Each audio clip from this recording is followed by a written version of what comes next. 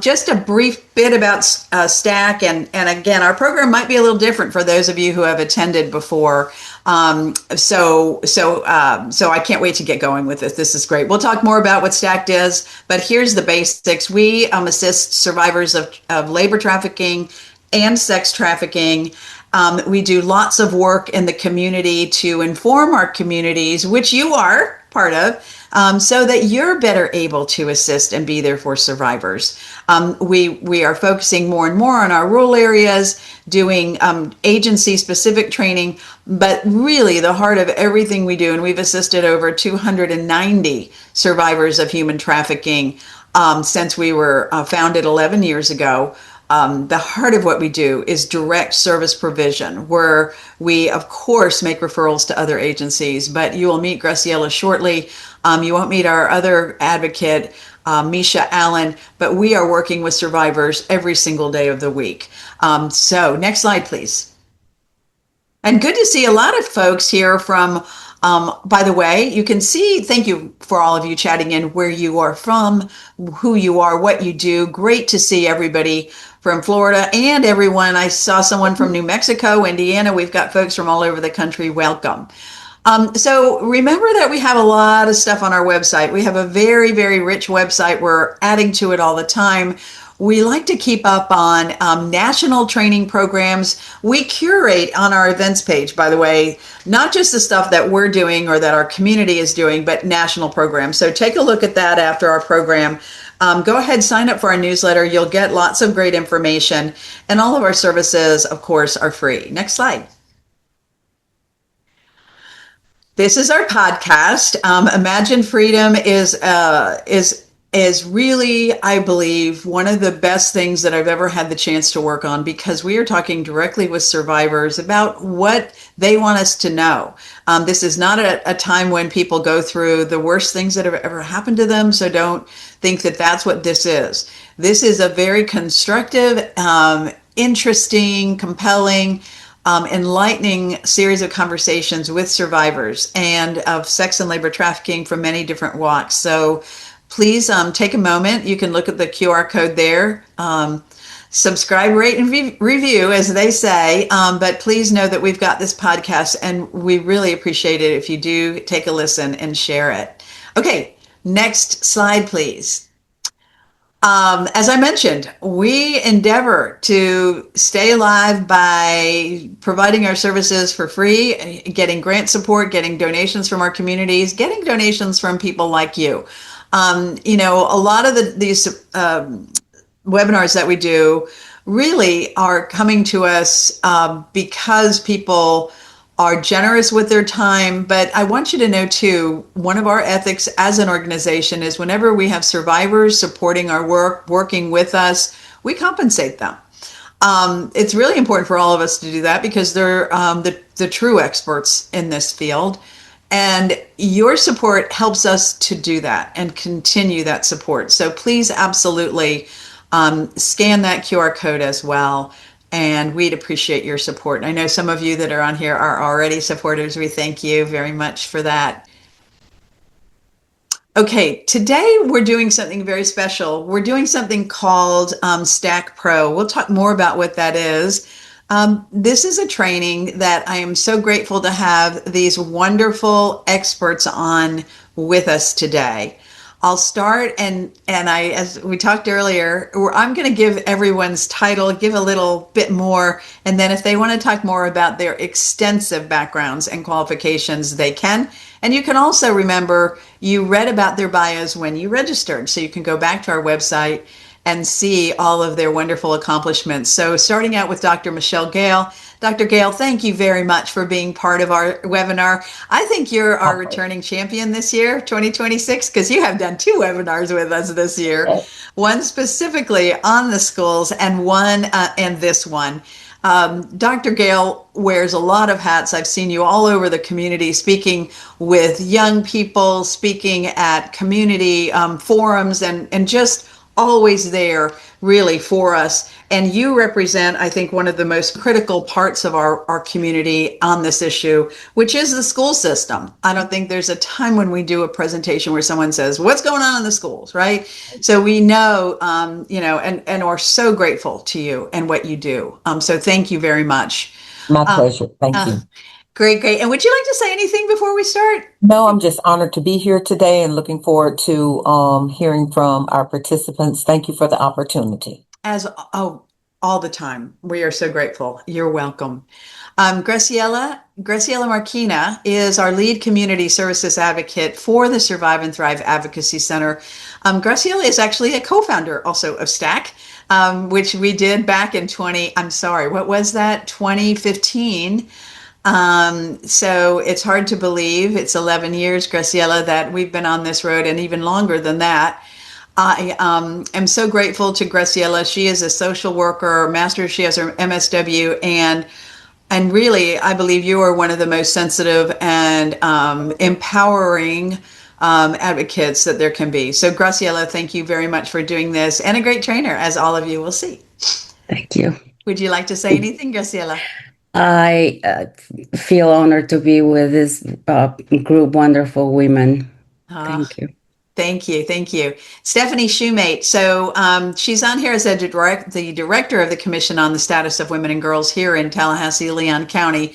And Stephanie is so much more.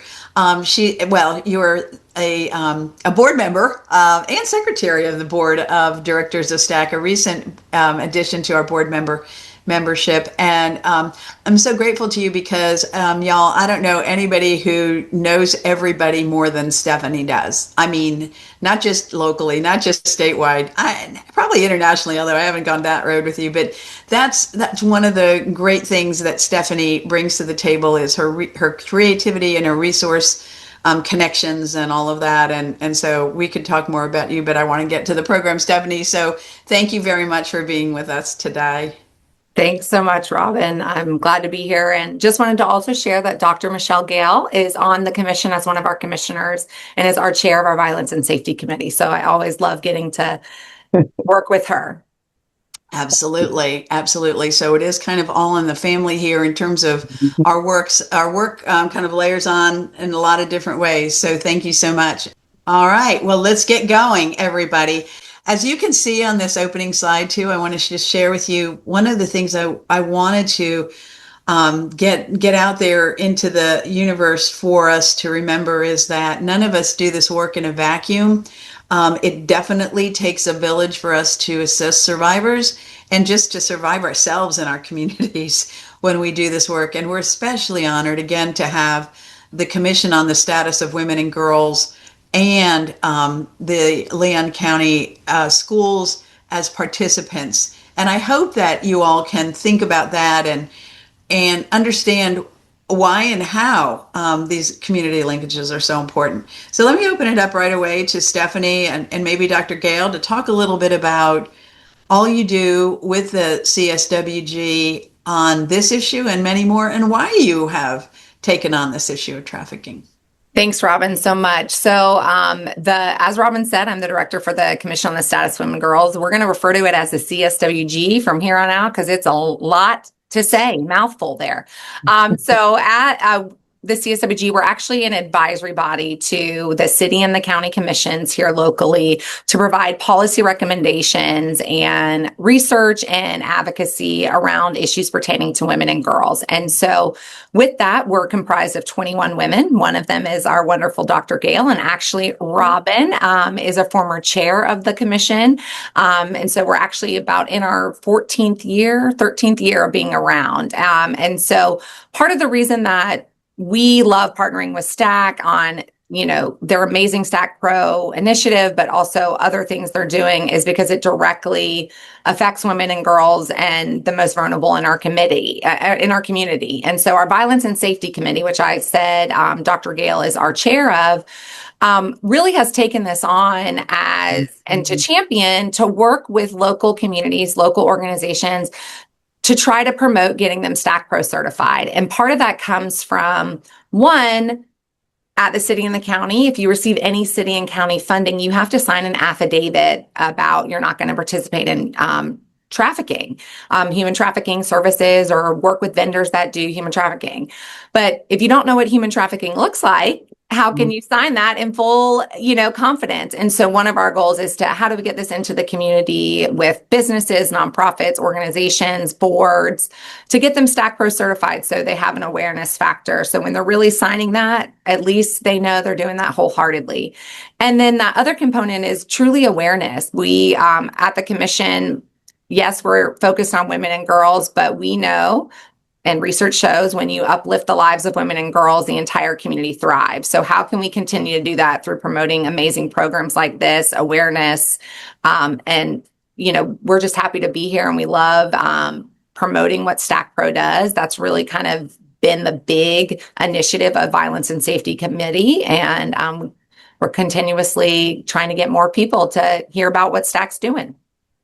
And this particular program too, Stephanie, I wanted to share with everybody. We did the stats recently, and over 3,200, or we counted 3,233 people have been trained with STACPRO since we started. So all of you who are on here, this additional 175 are going to go into that category, because this is a specialized certificate training program for you. So Stephanie, you and the commission, and Dr. Gale, you've done so much to promote this. Thank you. And Dr. Gale, did you want to say anything else? Very quickly, because STACPRO has also been involved with the Leon County School Board as well as all of our schools.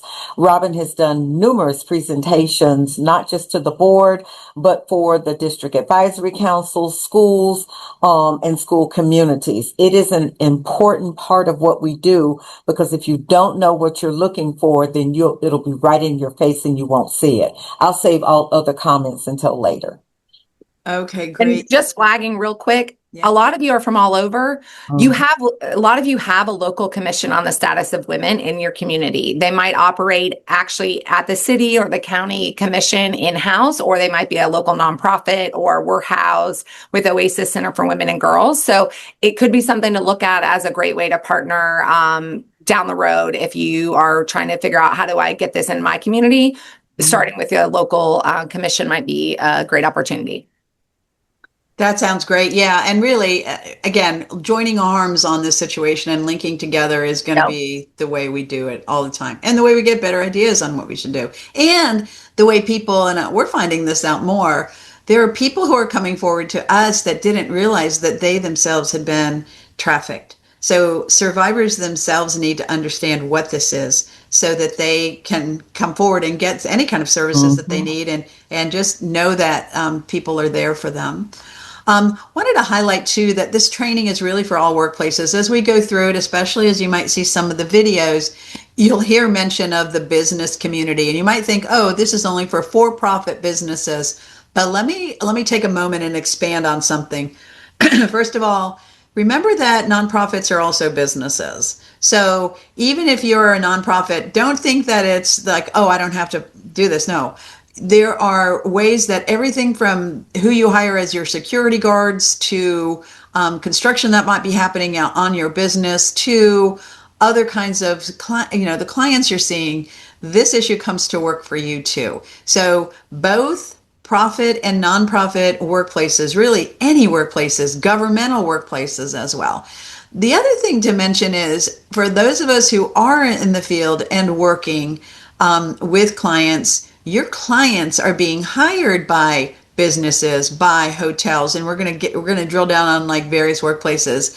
So for you to understand and share with them how they might be enticed or tricked into a job and be trafficked in a labor situation or in a sex trafficking situation in any of those workplaces, it's important for you to know that. And then thirdly, we're all walking in these places all the time ourselves. We're going to restaurants, we're going to hotels, we're going to, the vets. And so we as people in the community will see a convenience store, say somebody pumping gas at a C-store, and see something that makes you perhaps need to say something. It'll just be something that's going on at that retail workplace. So know that this is a really broad program.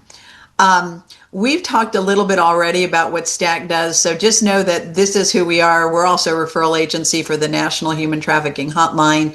And again, we all know it takes a village. Okay, so this slide is one that I love. My wonderful colleague Graciela Marquina saw this, and we have since expanded to it over and over, Graciela, you know. So this slide, the eyes cannot see what the brain doesn't know. Dr. Gill, you just alluded to it as well.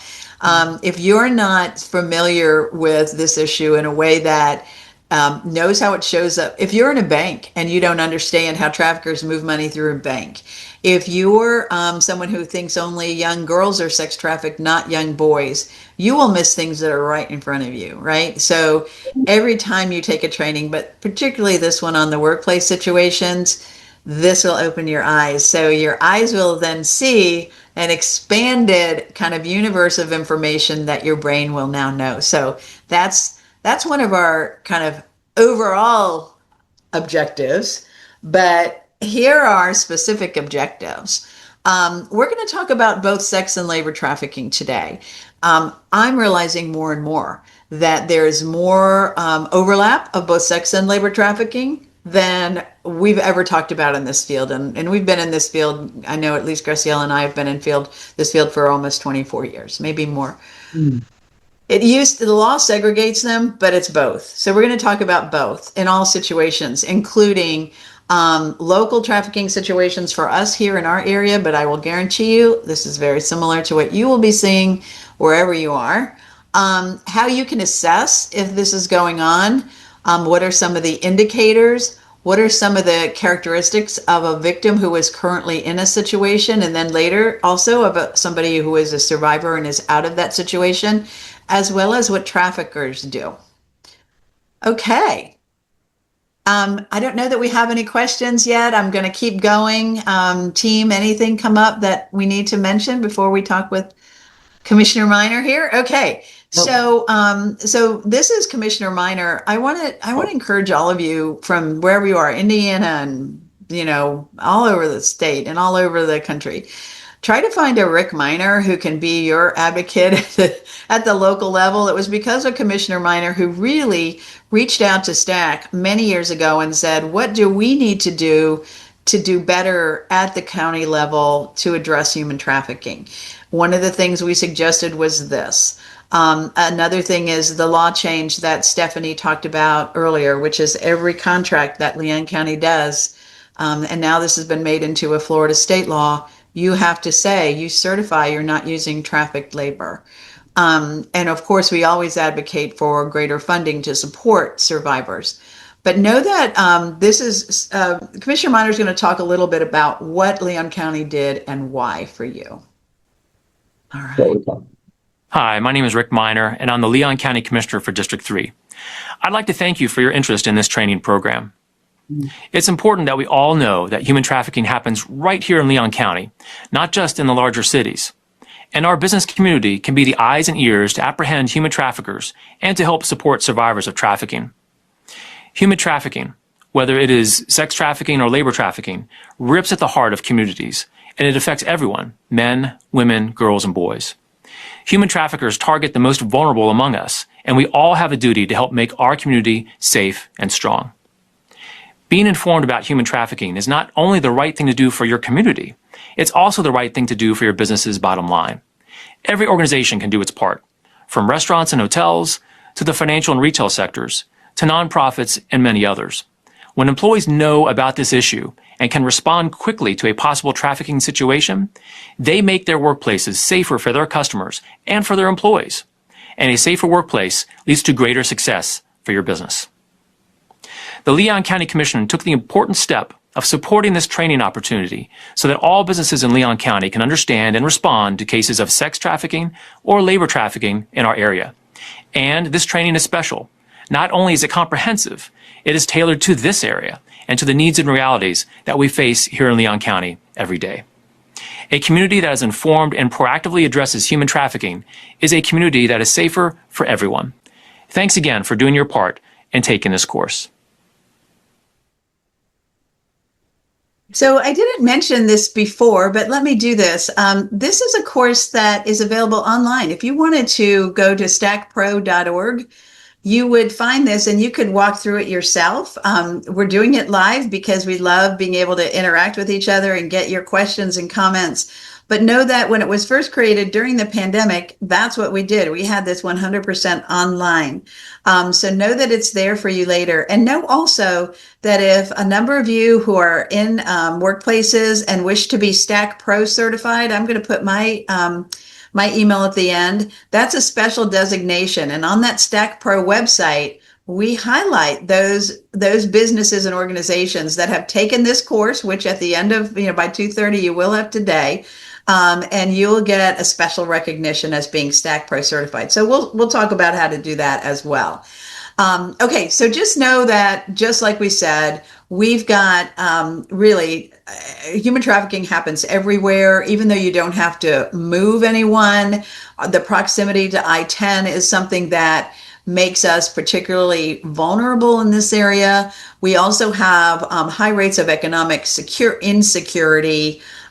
We are still, I don't know about you all, but we still are feeling the effects of some of the economic impacts of the pandemic. And also, just to remind everyone, Florida is third in the nation when it comes to human trafficking. One of the things I found, and as I said, we've trained over 3,200 people on this. This training is going to come at you in a lot of different ways, and it's going to impact yourself. You might figure out, and we've done these trainings and have found that people, whether in their job, obviously, we're talking about impacting the workplace, but in terms of family members, you're going to think about maybe situations with your own family, a cousin, an aunt or an uncle or somebody that might have been impacted by this, and you'll be able to share resources and you'll be smarter. We see it particularly with young people. When kids know about this issue, they're able to help their friends. And sometimes youth will not talk to an adult before they'll talk to maybe a friend, and a friend will observe things going on. Just as a resident, as a community member, also as a consumer, we don't have time today to talk about how you can make a point to patronize businesses and to buy products and services where people have taken the time to be fair trade, that that none of the food you're eating or the services you're receiving have been touched by labor trafficking or forced labor, that the hands that did that work are free. No matter what you're doing, if you're working in the, substance abuse disorder arena and homelessness and in any sort of social services, and you're helping people address this vulnerability, you are making a difference. We have the motif of the puzzle pieces to just kind of indicate that very thing. Not only does it take a village, but everybody's got a role. Dr. G or Stephanie, would you like to say anything, or Graciela, about maybe this slide?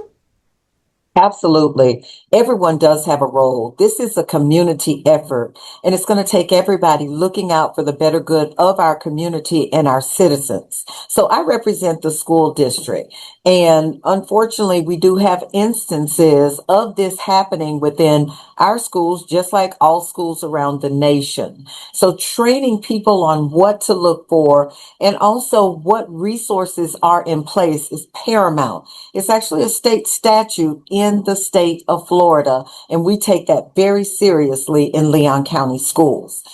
Stephanie has already talked about what we're doing with CSWG, but I'm sure that she can add even more.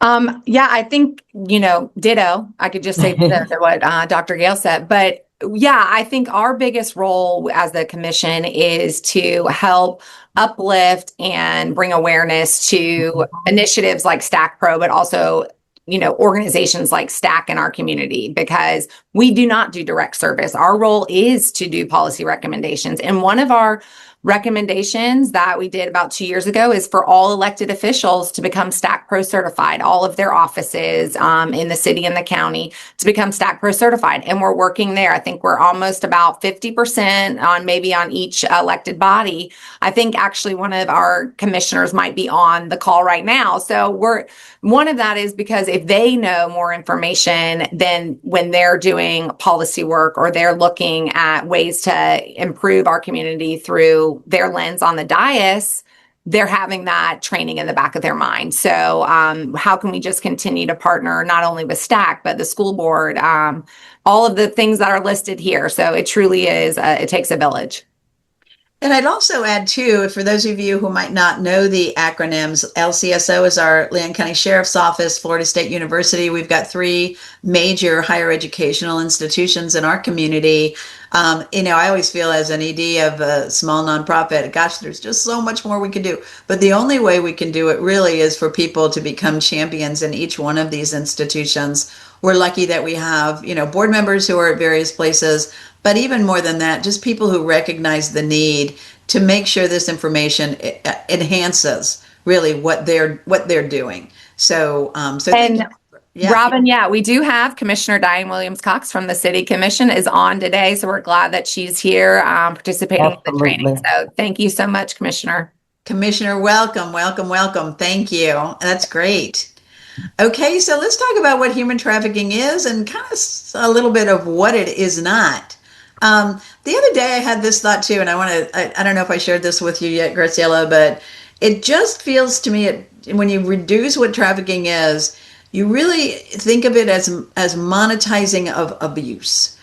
Traffickers abuse people in so many ways, and the things that make it different from child abuse, domestic violence, other sorts of abuse is that trafficking adds the money or the something of value piece to it. So that's why this definition of human trafficking as the exploitation and control of one person by another for profit, power, commercial gain, or benefit. So it's really that a human being is using another human being for their labor, for sex, for some sort of exploitation and getting a value for that. Very often it's money. They're literally selling that person and they're selling that person's labor. You'll hear us interchangeably use sometimes victim and survivor, but most often, the law refers to a victim all the time as whether or not they're in the situation or out. We tend to use it in the field as someone who is currently in a situation and a survivor who's no longer there. And I already meant it being trafficked. And I already mentioned that we don't require border crossing. We have a case here locally. This was years ago, but a mother was trafficking her daughter for sex for 10 years in one county. She was supporting her drug habit by selling her daughter for sex. So she never left the county lines, and that is still human trafficking, sex trafficking. The thing that you have to have, and by the way, I didn't emphasize this on this slide, but know that if anyone is under the age of 18, you don't need to show force, fraud, and coercion. So, or coercion. So any of these 3 things, if they're present, will be an indicator and meet the legal definition of what trafficking is.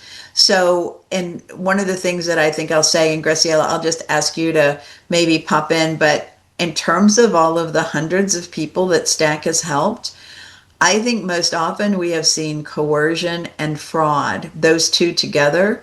You don't need all 3. We really want to emphasize that big OR, any one of those 3. But is that what you think too? Absolutely.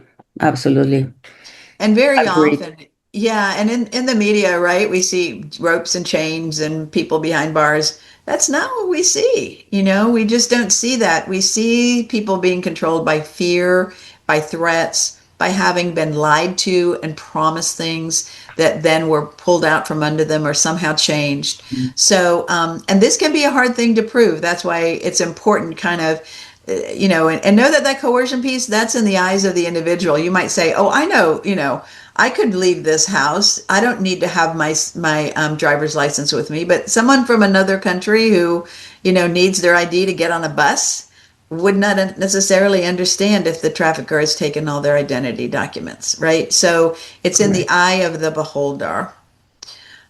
We know that human trafficking is a human rights violation. Millions and millions. This is a very clandestine kind of thing. We don't even know really that these are totally accurate statistics, but we know it's of the many millions and many billions with a B earning by traffickers, more than guns and maybe just after drug trafficking. And already mentioned, Florida is third in the nation when it comes to human trafficking. And one of, and Robin alluded to this a little bit already, but the common misconceptions, human trafficking is very over sensationalized in the media, and that's not what it is. And, a lot of people are like, human trafficking, it can't occur in my community. No, it does. And it's under our noses because it's people that we interact with on a day-to-day basis. It's not the scary people in the van or what we hear on influencers on Instagram of be aware of the random blue sticker or tie on your antenna. That's not what it is. The other thing that's the misconception, it really doesn't talk about the victim's perspective, the survivor's perspective, and what they are doing in their power to make sure that they're surviving. And so I think that's one of the things that STAC is amazing at, and Graciela as being the advocate on here is working with the survivors and empowering them. And it's beautiful to hear the stories about how Graciela works with our clients with STAC. Oops, thank you. Thank you. Another thing that I see sometimes in the faces of the people that I talk to is when I start talking about human trafficking, it comes directly to stranger danger. The faces go there, oh, yeah, I know what it is. Or the other kind of thing like sex trafficking. So I wanted to make sure that everyone understand that human trafficking either is sex or labor. Usually the traffickers groom the people because it's so much more effective and so much better to keep on the business. If there is a kidnapped, what does the person want to do? This person wants to leave as soon as possible. But if this person has been groomed to stay, it's going to definitely stay. So we are aware that there is interaction between them. There is a space, as you see. However, we have never seen from our organization, any other organizations, that somebody has been kidnapped and then trafficked. That happens most of the time in the movies. Yeah, we do have a Hollywoodization issue, and it's one of the things that's a challenge, isn't it? When we go out in the community and people will say, that's not me because it didn't happen like that. I wasn't thrown in the back of a van, or I wasn't. It was my uncle or it was my grandmother who asked me to do this. They're not traffickers. That's not what a trafficker looks like. So we are constantly helping people to unlearn and then to relearn. Okay. Thank you. Thank you both. I'm going to go to our Sheriff, Walt McNeil, and let me just take a moment. If you all are lucky enough in your community to have a sheriff's office or law enforcement support, what it looks like is that this agency takes special care training their deputies, their officers. They're working human trafficking cases from a victim-centered perspective. They identify points of contact in their agency that those of us in the community know, oh, I can call, Sergeant Rachel Buell and talk with her about what we're seeing with confidence because she's knowledgeable about this issue. So let me start this so you can hear a little bit from Sheriff McNeil. And I will tell you one of the best things I think that I love that he says on this when he talks about trafficking being a crime of many crimes. Hello, I'm Sheriff Walt McNeil. Sex and labor trafficking is right here in Leon County. Human trafficking is a crime of many crimes, like violent crimes and nonviolent crimes like fraud and money laundering and identity theft. Trackers are notorious for taking advantage of the most vulnerable in our societies. The traffickers can be anyone. They can pose as business persons. They can pose as just about anybody in our society. And they try to take advantage of those circumstances. We need your help. We need every citizen in our community poised to be engaged in trying to identify, as we say, you see something, say something. We in the Leon County Sheriff's Office, we say it another way. We say we have to be all in. And we're counting on you, the citizens of Leon County, to be all in our fight against sex crimes. Human trafficking takes many, many forms. Oftentimes we think of a trafficker as being somebody that you don't know, that you haven't come in contact with. But human trafficking actually takes place in families. It takes place with respect to businesses that are business people that pose as a legitimate business, but it's actually trying to engage in sex trafficking. And one of the things we say about that, we all have to be aware and observe. And again, if you see something out there, if it looks like it's not appropriate, take the opportunity to report it. You never know. You might be successful in reporting sex trafficking in our community. See something, say something is most important in our efforts to drive down human trafficking. So if you see something, be all in and say something. We're so grateful to Sheriff McNeil and Graciela. Before you start, go ahead. And I also want to check in to see if there are any chat or questions that we need to address. But go ahead. Yeah. I would like to put together. If you see something, say something. But before that, we have to process what we see, right? So we need to find a way to put them together. So who are the victims? Unfortunately, victims could be really anyone. The victimization is not about a characteristic of the victim or a profile of the victim. It's more about vulnerabilities. So we see this list of, possible generalizations of the kind of people, but really can be anyone. It doesn't matter the age, young, elderly women, men, citizenship, no citizenship. It really is about the vulnerabilities.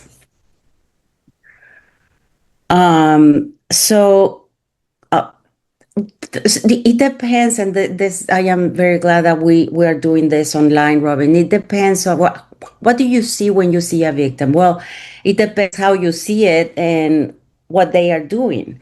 So if you see somebody or you overhear somebody in a restaurant, a boss asking an employee for their money, that doesn't make sense.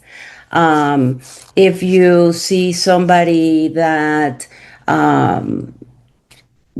often living in the same place where they work, and you happen to ask, do you get visitors? And this person said no. There's few things that you can start understanding that that's not the regular life. For example, if you are in in a school, and a mom comes and it's often interrupted by text or somebody that is next to her and then telling her what to say, that could be another example. So if you see, we have done that. We see landscaping doing around Publix, and somebody says, hey, can you go and check if everyone is okay there? Yeah. Stop by and go and ask.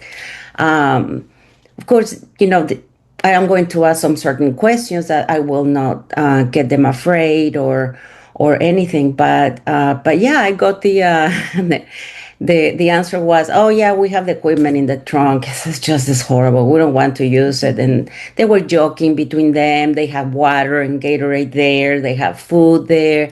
They could go to the bathroom in and out. I didn't feel they were hyper vigilant or anything. It was okay. So it depends on the situation. And you know what was interesting too about that, Graciela? That was a board member who was just going to Publix one Saturday morning and called and Right. said, something's not right here. And I love that they did that because they Mhm. didn't know for sure. And having you as a skilled advocate who speaks Spanish to go out in the community, they were Hispanic workers, Latinos. So it was exactly what we want to see happen, right? So it Right. was like doing something. That's great. Yeah. So stereotyping, it doesn't have to be because we have heard that. What we are telling you is because we have heard it at some point. It doesn't have to be a pretty blonde girl, the one that is going to be trafficked. I have somebody that at some point told me I am not worried because my daughter is kind of like a boyish type of thing and she's big, so nobody's going to pay attention on her. It's all this misunderstanding about what is the stereotype of a victim. Oh, is somebody that doesn't know English and this and that, and then you start putting things not because you are seeing or asking, it's because they are in your head. Um, but in reality, as Stephanie was saying, victims can be highly skilled in professions or vocations, and if anything, they have been surviving and experimenting terrible things, and still surviving and still working for their families, still doing their best. So, yeah, stereotypes, you need to check them out the door, I guess. Following the same thing, one of the things that opened my eyes, this is a long time ago, it was a woman that was fleeing a domestic violence situation, and start asking questions, and then I realized that she was also being trafficked by her husband, and oh, we need to pay the rent. Okay, so you are going to do this and you're going to provide sex or get the pictures, and that kind of thing. And when I learned that reality, this is a long time ago, I realized how behind we were in knowledge because, it's happening. Is it domestic violence? Is familial um, uh, uh, trafficking, as Stephanie has said, is with families, with a cousin, with the uncle, the neighbor, you know, uh, people that you know. It's not always the famous stranger danger. It's likely somebody that have seen you and start grooming you. The other thing that I wanted to include in here that I'm remembering is something that it was so important to me is this mom with several kids, and a man used to come and say hello to her, and she was distrusted and all that. But he did it a few times, enough times for the kids to understand and believe that this guy was her friend. So guess what? It was just a tactic. He eventually started talking with the kids without the mom, and the kids were thinking, well, is the friend that comes and says hello to my mom. So it is a lot of things to learn. And your point is that it can be so subtle, and that's why Oh, too we're helping you understand how this can be in the community when you go into a business, or how it can just be in your life. So that's why we're doing all this grounding for you. So when we get to work, you're going to see how you can spot a situation. yeah. As So it, yeah, so traffickers. We did a presentation once with hotel owners, and then one of them got really upset afterwards. He came to me. He goes, "What are you talking about? Legitimate business owners, like people who own hotels, can be traffickers?" And I instantly had three federal cases and others that I could speak to directly of how exactly what Sheriff McNeil said. They're posing as legitimate businesses. And so, absolutely, it doesn't matter. I don't even use the word pimp at all. Just to say pimp, I say pimp trafficker because that's what this most often exactly is. Labor subcontractors, you'll find in your communities, labor subcontractors are often rarely um, monitored, even though there's a state law, say in Florida, that requires that. Sometimes they're not as strictly, there's not enforcement around what they do, and they can get away with a lot. In fact, some of the like bigger businesses don't hire one person, say, to clean their hotels. They hire a labor subcontractor, and that labor subcontractor is the one who exploits and traffics people. We've already mentioned neighbors, friends, family members, and professionals. So don't ever think just because it's like a healthcare facility and there's a nurse. No, we've seen cases where nurses from the Philippines have been trafficked. And how does that happen? They're vulnerable. They're vulnerable economically. They whatever it is, traffickers are just so expert at identifying someone's vulnerability and then coercing them into staying into a situation. And then, of course, if you see a situation, what you'll see often is a very closely controlled a person by a trafficker. One of our interns one time came and said she was working in a bar as a waiter, a server, and she said, "Gosh, I went over to get to first I get the IDs of this man and this woman that was there, and the guy had the woman's ID, and I." Again, that was weird. Maybe she didn't have pockets or something. But then when she went to serve the drinks after he showed both of their IDs, she overheard the woman saying, "Can I have my phone?" So it was clear that that one person was totally controlling that victim's phone ID and who knows what else. Now, was that a DV situation or a trafficking situation? We don't know. But that was a clue. As we also talked about, a trafficker can be one thing to the survivor, be very mean, demeaning, obviously abusive, but to the rest of the world, they're very charming. They're the grandmother who is very helpful and nurturing, or they're the person doing the check-in at the hotel who is, oh yeah, just I can help. Don't worry about that. And then they'll often be very caring. So don't make that mistake and assume just because someone doesn't look like a monster that they couldn't be a trafficker. We're seeing more and more. We mentioned grooming already as being more often, as well as grooming online. Online. So we're seeing that a lot. Did you want to say something there, Graciela? No, I was saying online. I didn't realize I am no mute, but that's okay.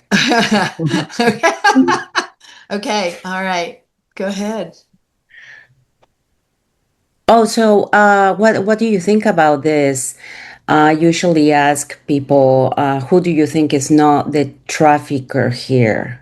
Yep. So that's exactly what we were saying, right? That is not about the profile or about what is called is just what these people were looking for vulnerabilities. Of course, the very first one, Maxwell. I don't know how many very young women, if not girls, she trafficked. One thing that the mom, the person that is with the long hair, is a mom that was close to our area trafficking her daughter or daughters. Don't remember. The guy, that is older guy, was trafficking women from jails. He was writing to them from jails and other places like that. And unfortunately, it's something that we need to talk also more when trafficking happen in minors. Traffickers minors to trafficking their friends and people that are in the same school. I think that was the situation with this cheerleader, that at some point the guy said, well, you don't want to do this, go ahead and recruit for me, and then she did, unfortunately. Yeah. One of the things too on that side, we're seeing, as I mentioned, more often forced criminality among people, not just the forcing of sex, and then that prostitution as a crime, but also the forced criminality of people to carry drugs, to buy or sell drugs, to shoplift, to do other kinds of crime. We're seeing that. And when you have that along with sex trafficking, please understand that is a form of labor trafficking. So understand that is something that we're seeing that a lot more. Okay, so let's talk about the workplace. And what we're going to do now is we're going to give some context more specific for what it might look like in the workplace. But also, we're going to do some scenarios and ask for your input and see if you can spot some of the situations, and also importantly, what you would do. So starting out again, you never know when you're going to encounter somebody in what stage. So we've gotten a call before, for example, a local nonprofit was doing a support group and said, during the support group, when they were taking a break, called our number and said, Robin, there's somebody here now who is saying that she's about to go out of state. She's finally found somebody who's going to help her get a job. She's going to have to stay in a room with a lot of other women, but she doesn't care. The person who's telling her about this job is so smart. She's so excited. She's telling us all about it. She might not make the next support group because she's going to do this. What can we do? So there it is right now. Someone was being groomed, right? And you'll find that if you go to law enforcement, they'll say, well, nothing's happened yet, and it's true. There hasn't been a law that's been broken, probably.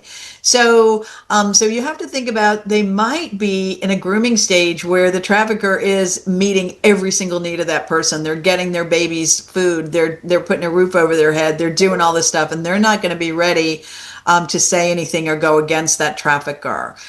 You might see somebody who might be in the trafficking situation, like the convenience store operator called us and said, something's going on. The young girl went into the bathroom. He's pumping gas. It looks like they're buying food. She doesn't look happy. Anyway, they explained all this, and I said, please call 911. This is down the street from our police department. I said, please call 911. There was enough there, and they were potentially going to be out of there.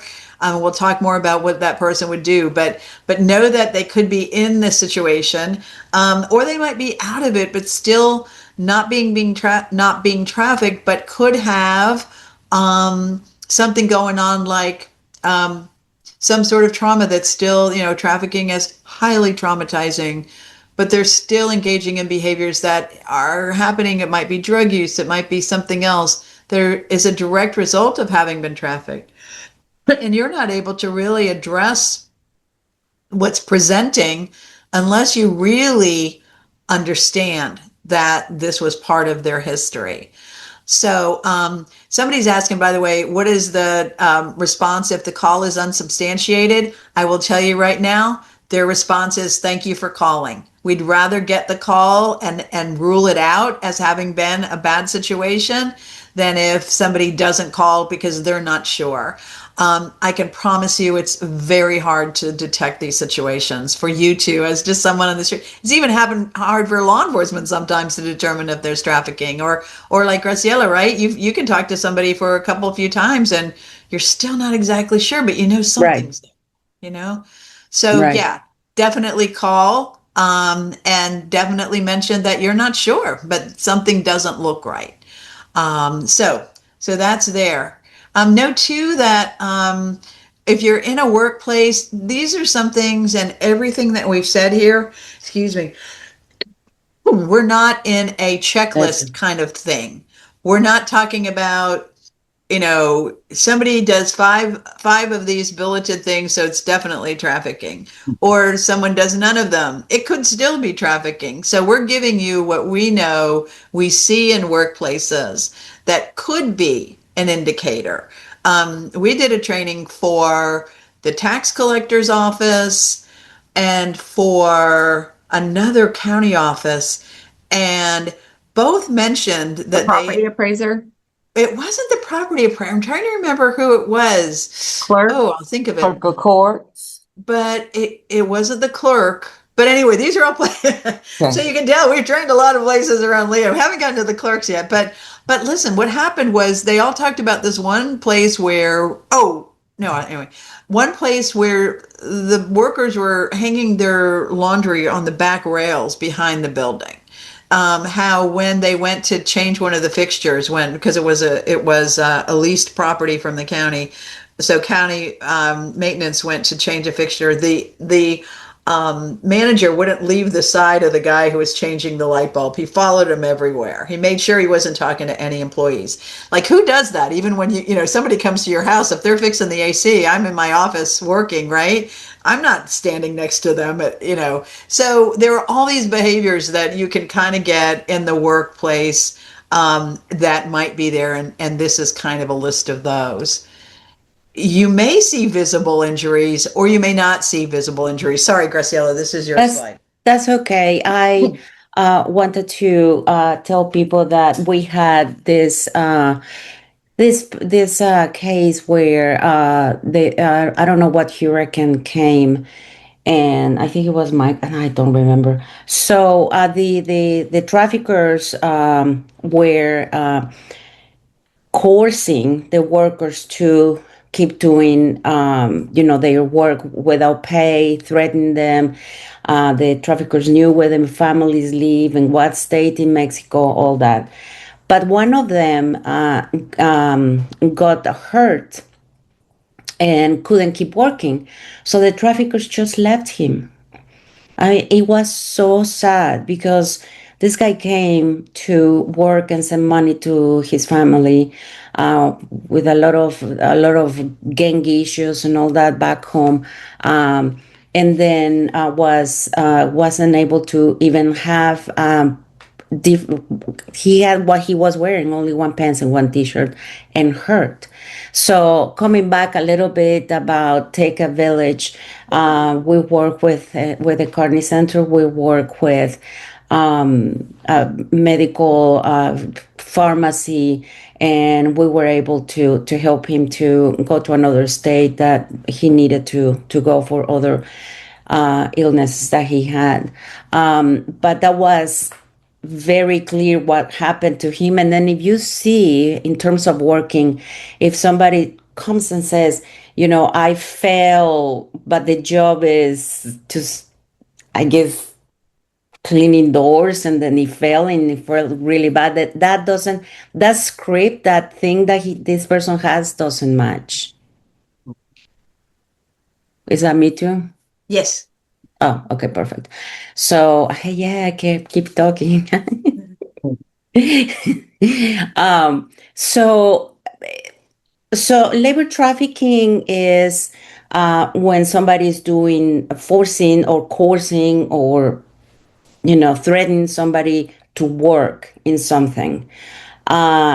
It really can be, this work can be illegal, as Robin was mentioning. It could be forced criminality. So the trafficker comes and says, you know what? You are going to open a checking account, and then you are going to get these checks. And that's your job. So what usually traffickers do too is that they expose the victim as the first person that is going to be taken by the law. So the checks that were wrong and all that investigation is going to be the victim taken to jail, not the trafficker. But anyways, coming back to what kind of work. It could be in farms. It could be, I was checking the statistics of the human trafficking hotline, Robin. The last ones that they have is, I think, 2024. And domestic work was very up there. So domestic work is somebody that is coming and doing, cleaning your house, being nannies, or whatever other work that you can. Restaurants, you see them giving massage, assisting living. Again, it could be a situation where it's subcontractors, and the subcontractor has the control over the people that are there. Actually, we had not too long a case that was very interesting. A big company from Orlando hired people here to go and clean in offices and other places, and suddenly they said, don't show up, and because we're not going to pay you. And that's it. Yeah. Now we just They stay like with kids and everything, live's done in here. I would say too, I don't know of any place that wouldn't potentially have a work situation that trafficking could happen in. You know, I'm sure there are some, but you know what I mean? They could be anyone. We don't know who's cleaning, you know, the Target at midnight, right? It's somebody's just observed. It's really hard to identify. It truly is. And as that slide said, we just don't know for sure. Um, some of the situations that trafficking happens in too, know that we're looking at, it could be a local fancy hotel. It could be not a fancy hotel, right? It could be labor trafficking is happening in the hotel. It could be among housekeeping staff, restaurant staff, people who's cleaning the pools. Or it could be sex trafficking is happening in the rooms. That's where the trafficker has said that the people buying sex will go, and that's where the trafficking will take place, inside the hotel rooms. So know that it can be really in so many different places in and around any hospitality, any lodging establishments, and including restaurants. In our little burg here, over 800 restaurants or food I forgot what they call them now. But anyone that's serving food. So it could be a food truck. It could be again, the most expensive restaurant in town, or your neighborhood food truck. Trafficking can happen. And it was interesting during the pandemic, the national hotline reported that the fourth restaurants were the fourth highest number of calls to the hotline. And that would be both. And don't forget too, when traffickers are grooming somebody, or just like our intern that I explained, there she was serving someone in a bar, and that could have been a situation. I've gotten also people saying, they were having breakfast at the Village Inn. They noticed, somebody across the way, that something was not right. What should they have done? Because you might see people being, at the table in a restaurant. So what do you do? And we're going to talk about all that. So guests and staff as well. Robin, it's also important to say that Food Glorious Food over there, let us take the picture. There's a wonderful restaurant. Oh, yeah. We are not saying that there's trafficking happening in Food Glorious Food, not at all. Yes. We highly recommend this restaurant, and they, of Yes. course, have the certification of That's right. STACPRO. And the co-owner used to be on our board, so she was absolutely good with us using this photo. Thank you. Thank you for that disclaimer. And I will say, this is a picture of Capital City Bank. So we did a training for Capital City Bank of all of their public-facing staff. And after one of those trainings, they actually, a teller reported to her supervisor that she thought something was up with this one client, but didn't know what it was. And so she reported that to the supervisor. The supervisor reported it to bank security. And someone called us and said, who do we call it? TPD. And actually, it wasn't a Tallahassee Police Department call. It was a call that I suggested they make to the state's money laundering task force. And when that call went into them, they were able to put the teller's information together with what they had been seeing in terms of the forensic accounting that they were doing. They saw something suspicious, and it was very helpful to get that teller's information. That's why we're using all these little puzzle pieces on this too, because it was putting that together that helped make a case for money laundering. And really, the financial, if you want more on this, please call us. The Treasury Department has put out numerous bulletins over the last 15 years at least, talking about how everything from certain kinds of bank accounts, how people move money, when they make deposits. There are so many clues. And just remember, because trafficking is all about money, most often about money, I should say, 90% of the time, this is what you can find, is they are so important. Someone's asking us, Amber Alerts tie in with confirmed cases and reports of child trafficking? I do not know that, Renita. But that's something we should ask and find out. But yeah, so banks really important. Retail. in creating this training, I learned a new phrase: organized retail crime. This is something that traffickers do. They tell people that, yeah, you're being sex trafficked, but I also need you to go into that CVS and pick up some, steal these gift cards. And then they use the gift cards to sell people online. So know that there isn't, this is part of that forced criminality issue, but you could find that. You could find here's another real life example. A hair salon that was next to a massage establishment that closed called somebody and said, we just got a giant box of condoms delivered to us, like a giant box of like appliance sized box of condoms.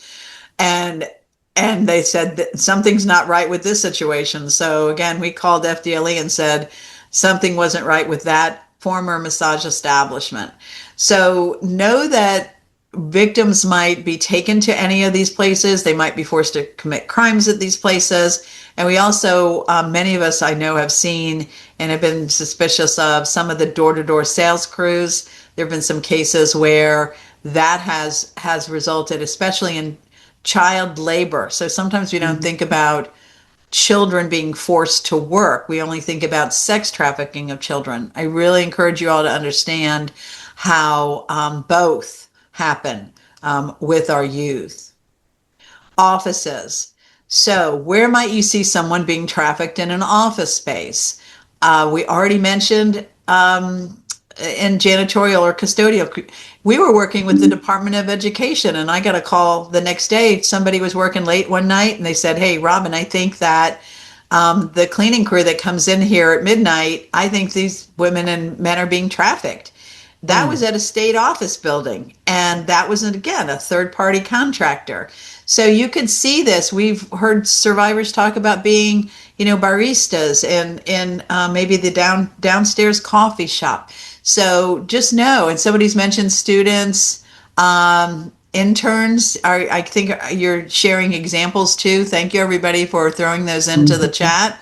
So yeah, those are all situations, and I've already given you all my editorial comment about third-party contractors and some of the challenges. So what do you do responding to trafficking in the workplace? So we'd like to go into a few scenarios and then ask you this. How would you respond? And here are the questions. We want, how would you respond? How would you gather information? And how you can appreciate the complexity of these situations and get help. Know definitely that your response might not be clear, like you might not be 100% as we talked about, but we always want you to take action. So with the next two scenarios, which we're going to read out loud, we want to discuss these three questions with you. I wish we could be in person and we could see your faces, but this is what it is. We want you to identify whether or not this situation that you've just heard could be sex or labor trafficked, how you could tell. So go ahead and say if it is and what were the clues. And then we'll talk about as well, what would you do? So we'll answer one and two first, and then we'll talk about what we would do. Okay, cool. All right. Dr. Gale, you're up. Yes, ma'am. Scenario number one. This takes place in an office. You're at work, and as you head into the restroom, you see someone cleaning. She looks very tired. Her left arm has a bandage on it, and she has a slight limp. All right. When you greeted her, she looks at you and mumbles, hello, without making eye contact, and she continues working. You think she is new to the job, as the custodial help working at your building is changing all of the time. You asked her if she was okay, and she looked down again and nodded her head yes. You think she's acting a little off, but she hasn't done anything wrong, and you are torn. What should you do? Should you say something about her to your supervisor? Should you ask her if she needs help? You don't want to get her into trouble. So going back to those questions that Robin had on the other slide, could this be human trafficking? Could it be sex, labor, or both? And then how can you tell? You can put your answer in the chat, and we see some people saying both. Possible. Yes, it could be. Yes. Depends. Both. And what about some of the, okay, we're getting some clues there, demeanor off. That's what I was going to ask y'all. What are your clues? What are the clues? Keeps Looking looking down. down, no eye Unknown contact, injuries. Hmm.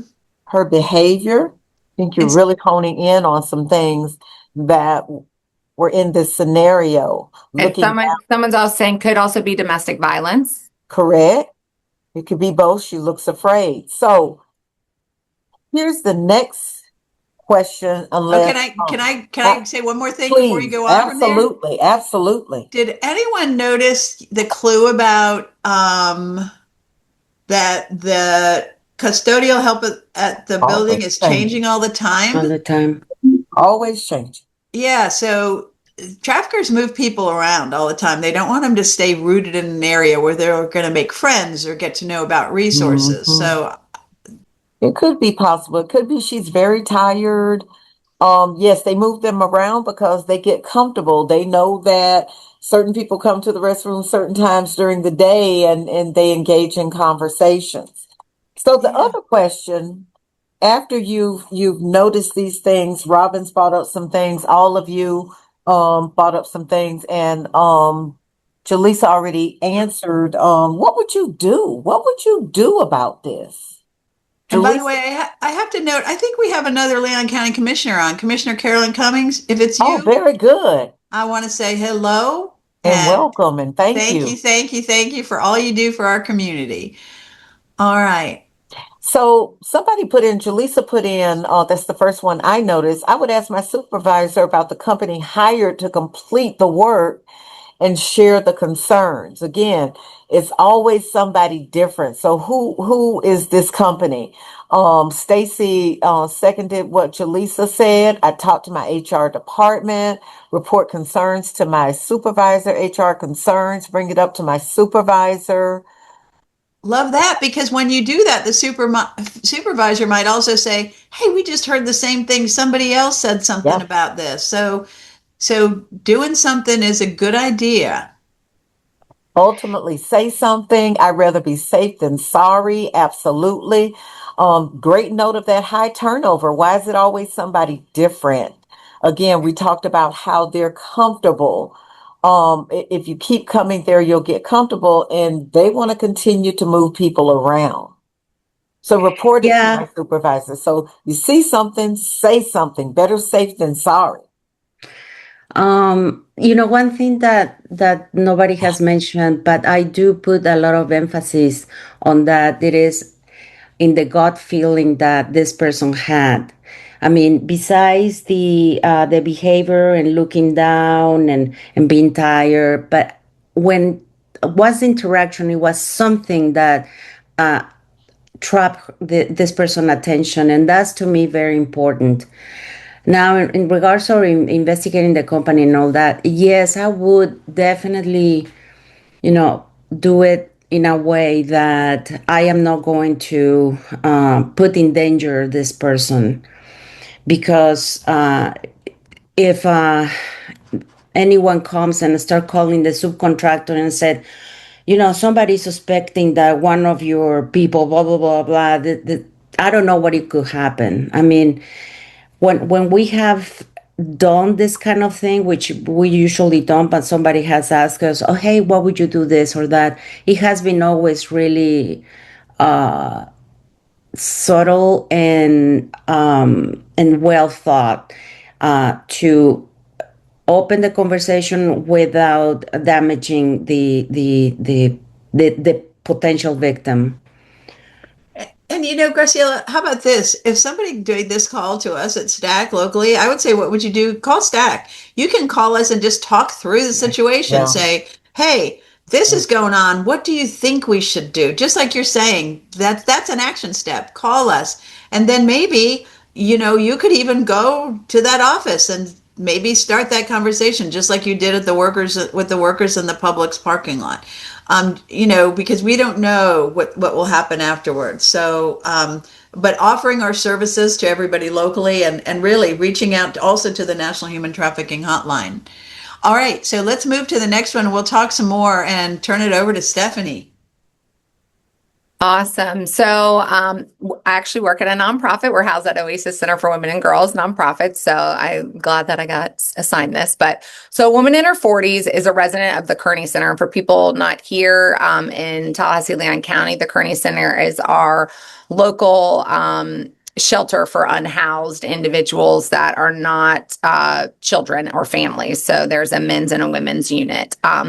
And she often spends hours in the afternoon at the library. One day she comes to the library and asks for assistance with completing an application online. She tells you that she's excited about a job. So this is the library person. She tells you she's excited about the job she heard about from a new friend. The friend told her she must fill out the application as soon as possible and that she'll be traveling throughout the Panhandle area as a personal assistant to an executive. She'll have free room and board and she'll be paid $25 an hour. She said her friend told her not to tell her family or anyone else about the job because everyone would want it and the money's great and she doesn't want her not to get it. So she likes the idea of getting out of town. She's tired of the Kearney Center and doesn't like living there. And she said she wants to be away from bad influence in her life, which she might be alluding to her at the Kearney Center. So what would you do? Okay. Yep. Yeah. Sounds too good to be true. Yep. Okay. Her new friend. Yep. Keeping it quiet. Those are all kind of red flags. So yeah, possible both of maybe potentially sex and labor. You don't know who's the new friend. Run away, report it. This is very sketchy. Yes. Major red flags. Yeah. So, and everyone's like trusting. And I love that Graciela just brought up on the last scenario of trusting your gut. Actually, scientific, I like numbers and stats. And so I tried really quickly to find a quick stat on trusting your gut, but they actually all scientific shows that trusting your gut is especially in high stakes situation, which when you're interacting with potential victims of human trafficking, I would probably say is pretty high stakes because it's tuning into your kind of fight or flight of what to do. But it says that it's actually rooted in science because your brain is able to process past experiences as quickly as possible. So trusting your gut is scientifically good. So just some food for thought there. I knew it, but sometimes we need that answer. So encourage You trusted your gut on that one. Yeah, you're not trusting my gut, but Stacy, encouraging her to think it through, pointing out the red flags. So it sounds like traveling for an executive, the traveling is a red flag, not to tell her family that there's secrets. And yeah, I have a 3-year-old and, teaching her about body autonomy and different things of like, if any adult asks you to keep a secret, that is not a good trusted adult. And so it's kind of like this. If anyone's asking you to keep a secret, we don't have secrets, we have surprises. So that keeping that secret is really maybe that big one. Anything else from anyone, what they have thoughts on? I want to ask Graciela to look at what Donna said. Donna Torres said, ask questions. Isn't that your thing, Graciela? Oh, yeah.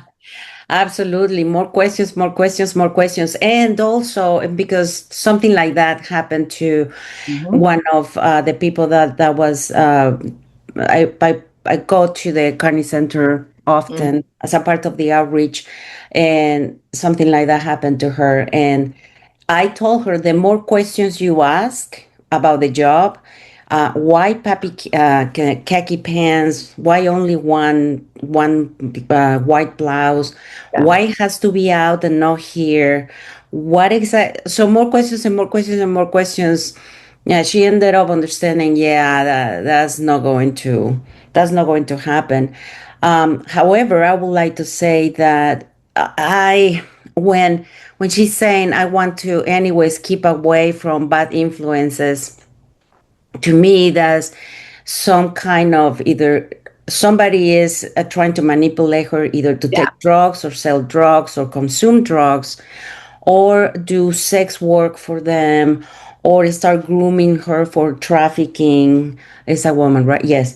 And this is very interesting. I was having a kind of discussion with somebody last week.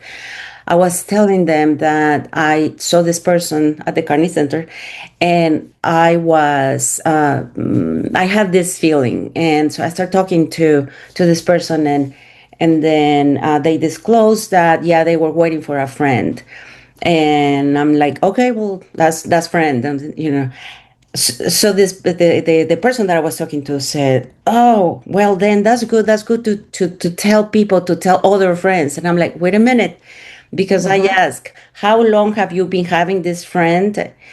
And the person said, "Oh, just a couple weeks." So then, be careful, because this friend, new friend, that's good. You gave it away there, Robin. Next time we just need a good friend, but we don't know if that is a new friend or old friend. Yeah, yeah, yeah, yeah, Um, yeah. but So, and, that's, and I love the comment of it. It just seems too good to be true. I mean, Yeah. if you right. just go back to the tried and true, it It's probably isn't. usually, yeah. Yeah, and usually it is. So here's some things to think about with all these scenarios. Is it an emergency? Call 911 if it is. Or did it raise some red flags? Is there someone you can talk to, both internally and externally in your workplace? Um, Maybe somebody, what if the woman in the bathroom says, yeah, something's not right. I need help. Like, what would you do? Do you have those phone numbers handy? And do you have a protocol? So one of the things that we can help with at STAC is we can help you look at your personnel handbook. We can look at this and say, what can you do? Do you have any kind of protocol? Do you have a point of contact in your agency or your office or your organization? Are people trained? Do you know your law enforcement contacts? And also, we really want the ethic around this to be taking action. What if it is something like we already talked about that? Call, take some step. And, you can also, with a protocol, feel free to know if you informed your supervisor. I don't want to say you're off the hook, but you've done your part. It's quite the opposite. You've done your role, and it's the supervisor and your manager has the responsibility. But absolutely, doing something is vital. Please know, with any of these situations, that we encourage you, and law enforcement tells us this, don't confront the situation. The convenience store example I gave you, I would not want that convenience store cashier to said, hey buddy, what's going on with the young girl who's in the bathroom now? You look kind of sketchy. Or even say, hey honey, come with me, or I'm calling the police now. You could be endangering yourself and others. You could be endangering that victim or survivor. Graciela says, memorize the National Human Trafficking Hotline.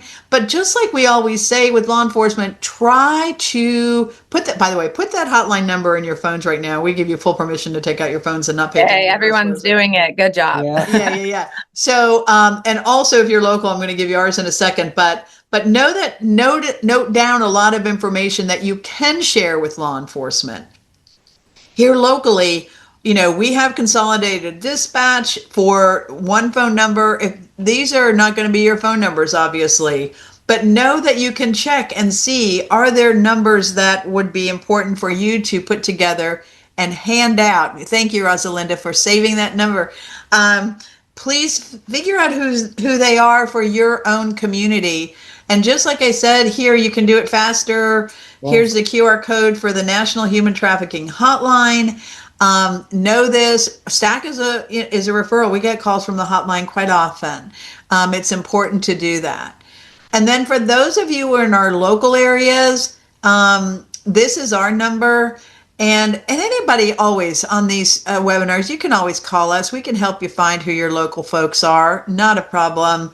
And know too, if you are suspecting that a vulnerable adult or a child is being trafficked, and I say suspected because you're not going to know, please make that call or online report to, in Florida, it's the Department of Children and Families. In other places, whatever that equivalent agency is for your hotline. So please do that. And people always want to know what happens next. If you do connect someone to resources, this is what we help people with and much more, right? We can go through whatever the person's needs are. They are all unique. And so we really want to move forward with helping people to get where they need to go next. And a shameless plug there is, if you're like, what happens next? And you are wanting to know more how you can be a part of the solution and prevention, look into your local. I mean, if you're here, maybe it's joining the board, maybe it's volunteering with your local human trafficking prevention organization, or serving at an event or coming to something. So I think, if you are interested in like, I really care about this issue and I want to be a part of the solution in my community, other than just taking this training, try to get involved in your local organizations. Thank you for that wonderful plug. As a board member. As a board member, that's right. She didn't tell me to say it either. I was not coerced to say that, Robin. Here's a QR code. We would love you to do an evaluation. Like we say, these programs are free. We want your feedback on this. And I had the link saved and then I took it away. But we really would appreciate it if you would do this very quick evaluation. We'll put the link into the chat. Let me also tell you that next month we are going to have another Third Friday program. This one is going to be on the website, the Thrive Space website, the Survivor website. And please do the evaluations. Yeah. We'll see you, and know that here's our contact information. What I'd also want to know, we're just 1 minute over. Oh no. So, if you want a STACPRO certificate, please note my phone number here. Be in contact and we will send you an official STACPRO certificate.